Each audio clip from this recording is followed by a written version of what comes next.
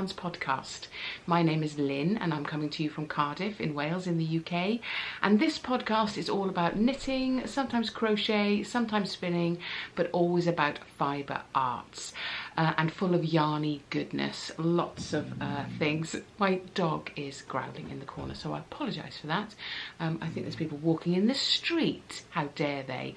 Anyway, we'll ignore and hope that that calms down. Chewy, what you barking for? Nobody there. People are allowed to be outside. Anyway, what have I got for you today? So I've got a couple of pairs of socks. I have a tank top, or a vest as they're now known, it seems. I've got a little bit of an update on a different tank top I was doing. I have been doing for about 15 years, I think. And then then just some general chit chat at the end. So I hope you've got your project, I hope you've got a cup of tea or coffee, and yeah, let's get started. What have I been up to? So I had some socks on the needles in the last episode, and they are still on the needles, but I have got one sock pretty much finished. Where is that now? Yes, here it is. So these are just a normal vanilla sock pattern, but this is, oh gosh, I'm not sure of the company, but I think it is, I'll have a look in my other bag and I'll put it below. It's like your normal general run-of-the-mill sock yarn, but I've decided to go for some yellow here for the heels and toes, which is a pretty good match, I have to say, for the yellow that's in the sock, and that yellow is not much left, and is also a West Yorkshire Spinners. I find that West Yorkshire Spinners sock yarn is really, really hard wearing, so I'll often hang on to any bits I have to use for heels and toes, and I don't think I'm going to have enough to do the heels and toes of both pairs, obviously, but what I do have is another West Yorkshire Spinners. It's a little bit more of a cinnamon, gingery, spicy colour than this. This seems quite orange. I know that's not in there, but it's such a workhorse. I'm going to see if I can do specifically the heels in that colour for these socks. So that's one done, just down to the toe, and an afterthought heel there.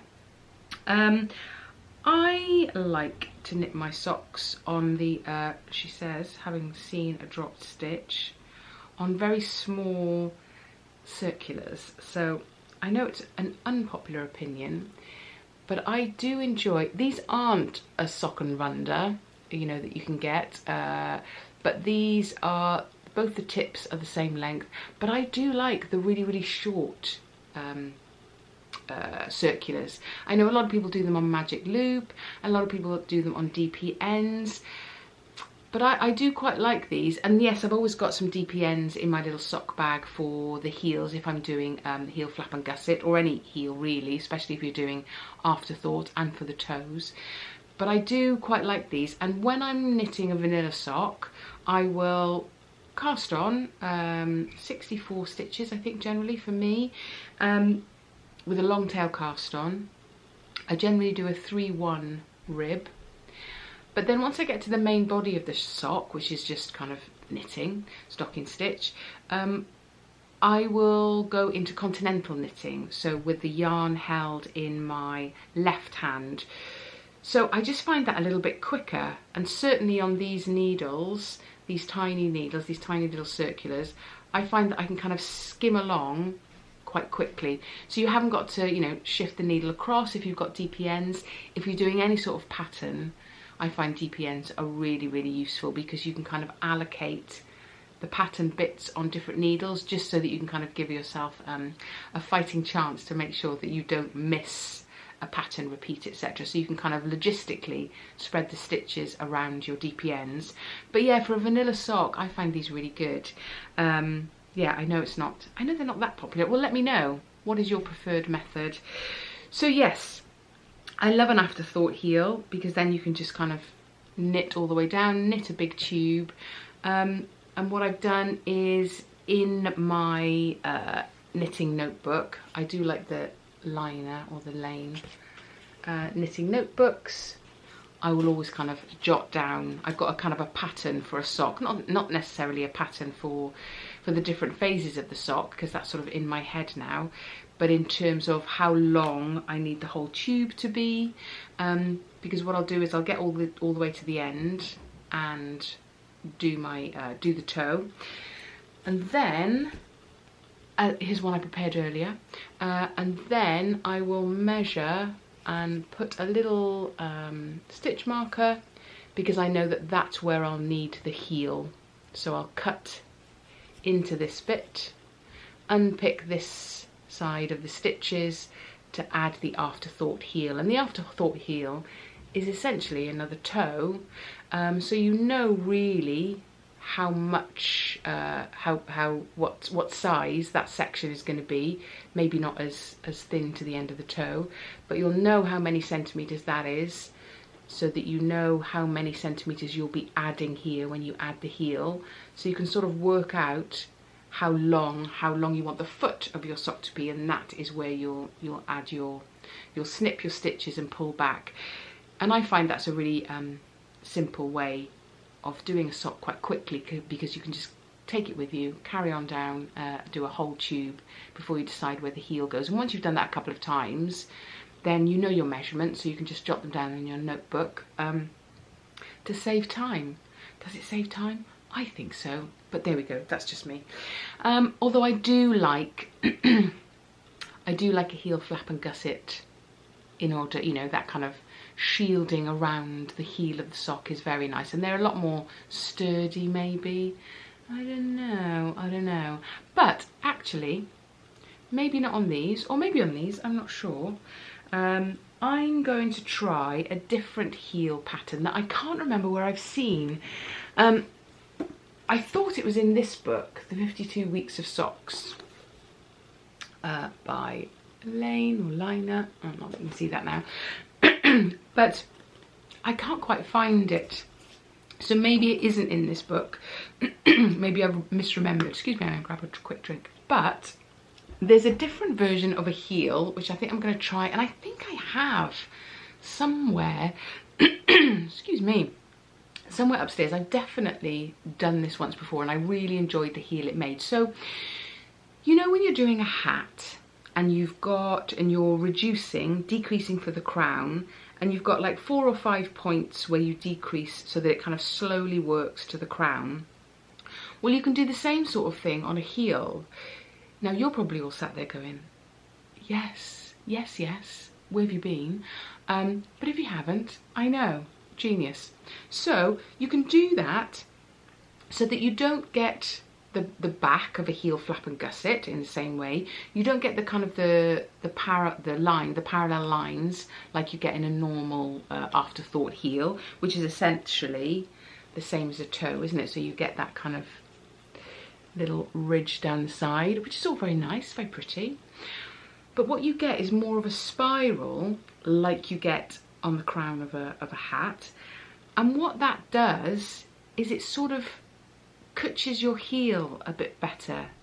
That's a Welsh word. Does everybody know what that means? Kind of hugs your heel. A little cutch, a little hug.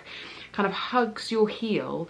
Because sometimes I find with this sort of structure, if you haven't made it quite the right size, a little bit too big or too small, you get this kind of little flappy bit that can be at the end of your heel. The ways I've got around that previously is to either block it on sock blockers, or actually put your socks on, spray them a little bit so they kind of they mould, they block to the shape of your foot. But I'm going to have another go at the crown version to see if you can get that kind of snugger fit on your heel.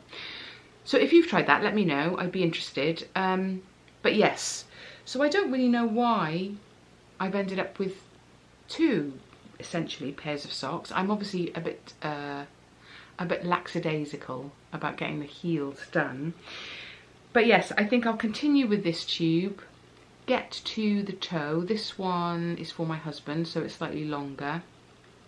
This one I managed to make a bit small. I don't think I cast on the correct amount of stitches for me, but we'll see, it'll be fine.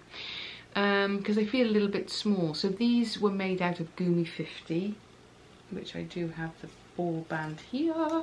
These are Gumi 50, which I do really like for socks, which I think I've discussed before, with the heels and toes from West Yorkshire Spinners. But yeah, what to do? Heels or just carrying on? It's quite a busy week, so it might be this, and then maybe I'll do that at the weekend. Who knows? Who knows? But yeah, so those are my 2 pairs of socks. Always got socks on the go. I'm sure you're the same. Always handy to kind of keep in the bag for those moments where you're like, but I'm going outside and I need to put something in my bag, because if I get delayed in traffic for several hours or I get snowed in, I mean, seriously, you've got to have something to do. So yes, those are on the way nicely. And then the other thing that is in my sort of active projects, can that be a new thing now? Active projects. I know they're works in progress, aren't they? But sometimes a whip will sit in a bag for a long time, and maybe a work in progress actually comes back and forth into an active project, back into a work in progress, back into an active project. Is there another subsection of whips that we can have? I think so. I'm going to make a petition for that. So my active project is the one that I was going to complete for Wonderwool Wales this year. If you've seen the podcast, I have failed. But I am making steady progress. I know it doesn't look like it, but I am. And in fact, a little bit of disappointment. I thought I was nearly at the end of the colour work, and it turns out what I'd done is, in my pattern keeper, I'd folded the page, so I had pretty much the same amount of colour work to go. So getting there, but you know, there is a bit more colour work to go, and I'll show you the picture on the pattern as I showed you last week. So this is a Teti knits. I love her as a designer. Teti Lutzak, I think it is. So this is the picture of the vest, and there's 2 different versions. So you can have a cropped one, which takes out a section of the colour work. So that's one option, and then another option is that you've either got sloping shoulders or more kind of capped shoulders. So I can't quite remember what I was going to do. I definitely wasn't going to do the cropped version, hence a little bit longer on the old colour work. But I can't remember what I decided about the shoulders. Not that it matters, I've still got time to choose. So yeah, I think that'll be a nice little vest or tank top for the summer spring, because you never can tell in the UK. Sometimes you do need a little bit more warmth around the midriff to kind of go out and about into the summer. Yeah, and definitely by the time we kind of get to the autumn, they're really, really good to wear. And I also find that those sort of vests and tank tops are really good when you're kind of in and out of offices all day. I go from offices to rehearsal rooms to offices, and there's always a big difference in temperature, which we'll talk about in a moment. But yeah, so I do find these really quite handy. Yeah, so what am I knitting this out of? So the main colour is Phenol PT2, Phenol Garn PT2, and this is 88, I think is the shade colour, and it's a nice deep, what would you call it? Like a deep wine, I suppose, a claret. And then some leftover tree green, or I've decided to call it tree green, and this is the Hillersvåg Solja, which I really, really love. If you can get your hands on any sort of Hillersvåg, it's great. It's really a solid yarn. It's quite stiff in the ball, but once you've washed it and once you've worn it, it becomes more and more soft, and it just plumes beautifully. So any sort of uneven stitches, not that you have them, I'm quite sure, but any sort of uneven stitches, or if you've used a slightly bigger needle, it plumes beautifully. So it creates a very light fabric that is really, really warm, because it's obviously it's 100% natural fibres. What fibres is it actually? Let's have a little look. No, Norsk Pelsul. That's what it says. I'll show you there. But yeah, really recommend. Haven't had a poor Hillersvaag experience, and they do Solja and Ask. There's a few different versions, as you can imagine, of different thicknesses. So yes, ticking away on that one, which is my active project. I'm using that now, active project. Therefore, an inactive project that is a work in progress is this beast of a piece. Now, I know you've probably seen this a few times. I've seen it a few times as well. And I get really cross with myself, because every time I put it away or put it down or get to a tricky bit, I just leave it stupidly. And then when I pick it back up, not only do I have to do the tricky bit, but I also have to remember where I was, what it was I was doing, how I was doing it, what genius decision I'd made at that point, which is always forgotten. There's always some reason to make a note of something or do something slightly differently that I can never remember. So yes, the progress I think that I have made on this since the last time I showed you was I have steeked and cut the armholes, so they're done. I have steeked and cut the neck opening. I have steeked and cut the other armhole, so that's all in good shape. But I wasn't happy with the rib on it. So the rib you're supposed to do on a smaller needle.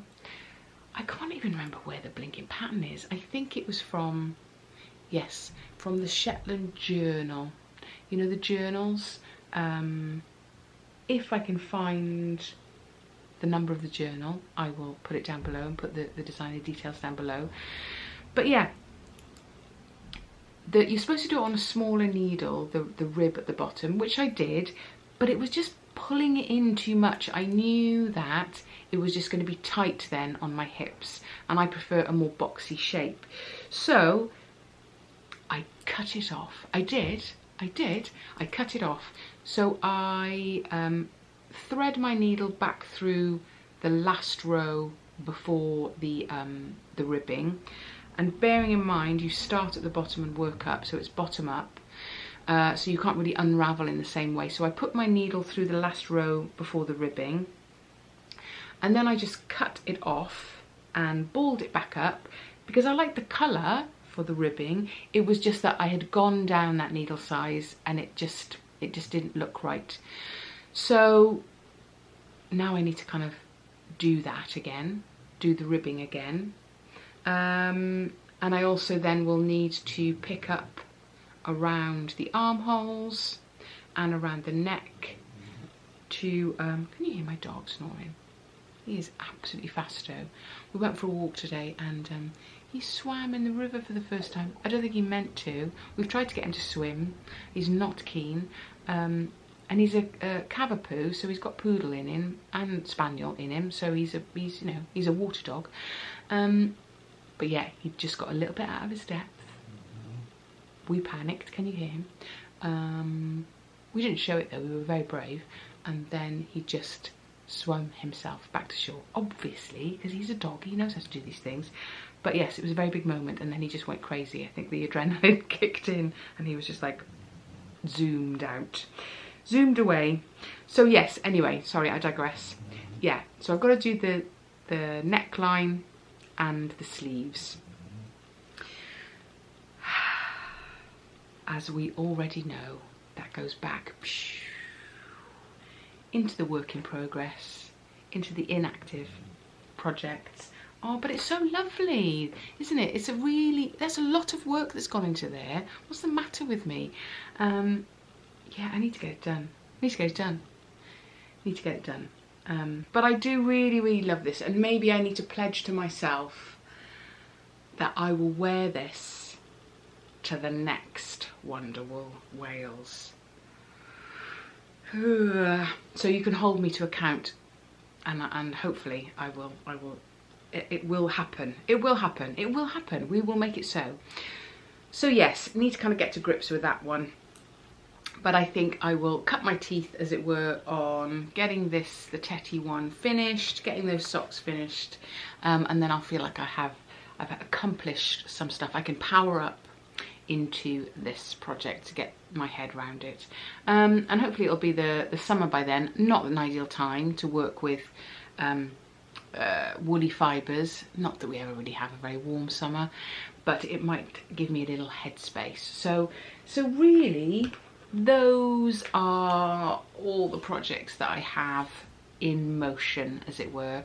It's all very quiet at the minute, and I think yeah, in terms of knitting, that's all that I have. I have some crochet that I haven't really looked at. I have my spinning wheel out, but it just isn't kind of having the attention that it should have.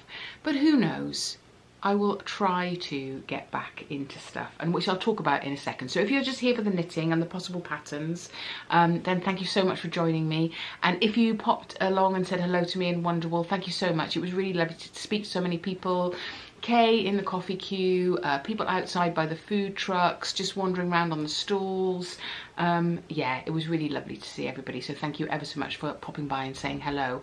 And wasn't it amazing to see so many different sweaters and different patterns and designers? That's what I really love, is that kind of the geek feel of it, of being able to kind of chat to somebody that you've never met before, but have a real shared love, I would say, shared joy and shared love of the same sorts of things. It doesn't happen very often, does it? So we need to cherish it while we can. So yes, if you're leaving me here, thank you so much. I will see you very soon. If you are staying, so what have we all been up to? So for me, pretty much this time last year, I said, right, I'm back. Things have kind of slotted into place, and I did my Wonderwool episode last year. I did a couple of kind of catch-up episodes, and then it all went quiet again, and I'm very, very aware of that, and I do apologise. But I got a new job. Oh, what do I do to myself? Yes, so I was a programme manager for a university course. So I was teaching, lecturing and managing that programme, and that was busy enough.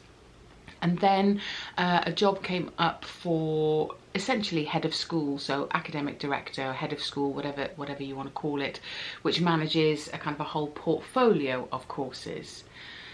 So yeah, so I applied for that, not really thinking I'd get it.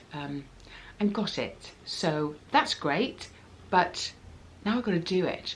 So it is a lot, and it's some similar territory, but quite a lot of organisation, management, admin, new processes that I'm not really sure of. And of course, what happens when you're learning those new processes is that you need to work out first which bits need lots of attention, which bits you can kind of do quickly. Yeah, so it's been pretty much a year of that. So that happened towards the end of the summer last year, along with us getting a new camper van and wanting to do more travelling. Then got that new job, and then here we are in May, and it seems crazy how quickly pretty much this year has gone. It just seems to have flown by. So yes, it's taken me a while to kind of get to grips with that, and not only that, but I have lots of different campuses to work across, so there's a lot more travelling, and a lot more, as I say, a lot more learning new processes. I think once I get a full year under my belt, I might be able to understand the lay of the land a little bit more. But yeah, it's been a very, very steep learning curve. And I think it's always, isn't it? You want to be able to keep yourself busy and keep yourself challenged, but there's a real balance, and you might be able to comment on this too. There's a real balance, isn't there, with not over stretching yourself, making sure that there's time enough for you, for your family, and that's always the tricky balance, I think, because if you're somebody that is loves doing new things, to exploring new projects, learning new things, being curious about crafts and people, but also about your work and the different elements of your work and the place that you work. So that sense of understanding new areas of the business that you work for, I guess. I really enjoy that side of things, to be able to kind of see things from a different angle. So that's great, but that also means that it's a lot of, occupies a lot of mind space, brain space, organising. So yeah, other than that, it's just balancing work, home, family is always the challenge, isn't it? And a few health challenges along the way, as I've discussed previously, that, you know, maybe we'll have a bit more time to discuss as we go forward, and working out what this channel is. I know that I want to podcast more. I know that I want to bring you along with me more in different projects, but I know that my life is busy with other things, so I'm not just involved in knitting and crochet and spinning, but also doing more travelling with the camper van stuff, with the Crohn's disease that I was diagnosed with a couple of years ago. I've kind of really rehauled my eating patterns, so I'm really into different bits and bobs of cooking and trying to cook vegan and gluten-free when I can. So yeah, so there's loads of things going on, and I'm not sure how to kind of mash it all together, if that makes any sense. Yes, so that's where I am really, wanting to get back into a bit more of the fibre craft and wanting to podcast more, but not kind of knowing what that world looks like currently. So things may take a different form. I may take you off in the van with me over the summer, because we've got some nice travel plans, and I'll certainly be taking some projects as well. So we'll see if that's okay. We will see. I'd like to do some more stuff with Carol and Tracy, because they're always great, and I think it's always lovely to be in those conversations around projects. You know, the conversations we all have with our knit friends all the time around what we're knitting it in. Can we do it this way around? Can we do it that way around? Like that pattern, but have this yarn. I think those conversations are really fascinating. Maybe I'm like a super geek, but I think you do too. So it's quite nice to be part of those conversations, I think, because it's common ground for us all, isn't it? And when I watch podcasts and people are discussing that, I'm also chatting to the TV, going, oh no, you could do that in a different one, or what you should try, and then you pop it in the comments, etc. So yeah, do pop anything in the comments. Always happy to hear from you. But on that note, seeing as I'm not in the podcast groove, I've probably blathered on for quite a bit, so I apologise if that is the case. But I'm excited to have met up with so many people last weekend, and yes, let's get these projects done. Let's do it. Right, I will catch up with you soon. Thank you so much for watching and listening and for sticking with me, and diolch pawb, hwyl fawr, and I will see you very soon. Bye now. Bye.